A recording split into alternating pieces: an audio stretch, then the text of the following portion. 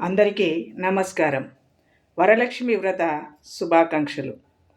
మనము శ్రావణ మాసంలోనే శుక్లపక్షంలో పౌర్ణమికి ముందు వచ్చే శుక్రవారం రోజు మనము వరలక్ష్మి వ్రతం చేసుకుంటాం. మరి వరలక్ష్మి ఎవరు? వరలక్ష్మి పాల సముద్రంలో శేషసాయిపై పవలించే ఆ మహావిష్ణుమూర్తి యొక్క భార్య. వరలక్ష్మి దేవి వరాలిచ్చే దేవత. ఈ దేవతను మనం పూజిస్తే మనకు వరాల వర్షం కురుస్తుంది. మరి ఈ ప్రత్యేకంగా ఈ వరలక్ష్మి వ్రతాన్ని ఈ శుక్రవారం నాడే ఎందుకు చేసుకోవాలి అంటే, ఈ శుక్రవారం రోజు ఆ అమ్మవారిని కొలిస్తే అష్టలక్ష్ములను కొలిచిన భాగ్యం కలిగిస్తుంది. మరి అష్టలక్ష్ములు ఎవరు? ఆదిలక్ష్మి, ధనలక్ష్మి, ధాన్యలక్ష్మి, విజయలక్ష్మి, విద్యాలక్ష్మి, గజలక్ష్మి, సంతానలక్ష్మి, చివరగా వీరలక్ష్మి, ధైర్యలక్ష్మి. ఈ 8 మంది లక్ష్ములను కొలిచిన భాగ్యం మనకు లభిస్తుంది. మనకి చివరనున్న వీరలక్ష్మి లభించినా చాలు, మన జీవితం అంతా హాయిగా గడిపేయచ్చు ధైర్యంతో.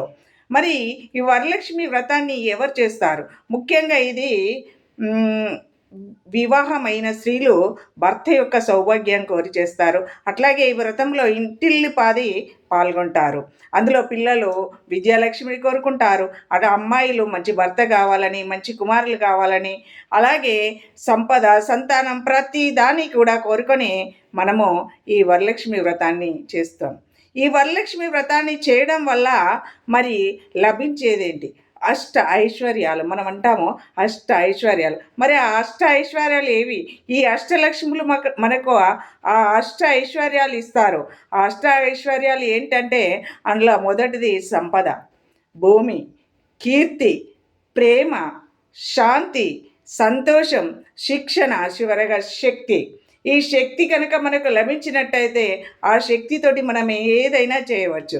మరి ఆ అమ్మవారు ఈ అష్ట ఐశ్వర్యాలను మనకిస్తూ ఈ అష్టలక్ష్ములు మనపై కృప చూపించే రోజు వరలక్ష్మి వ్రతం కాబట్టి ఆ రోజు మనం అందరం కూడా ఆ వ్రతాన్ని ఆచరించి ఆ అష్టలక్ష్ముల ఔదార్యానికి మనం పాత్రులమై ఆ అష్ట ఐశ్వర్యాలను మనము పొందాలని కోరుకుంటూ మనస్ఫూర్తిగా మీ అందరి ఈ వ్రతాన్ని ఆచరించాలని కోరుకుంటూ అందరికీ కూడా మరొకసారి వరలక్ష్మి వ్రత శుభాకాంక్షలు.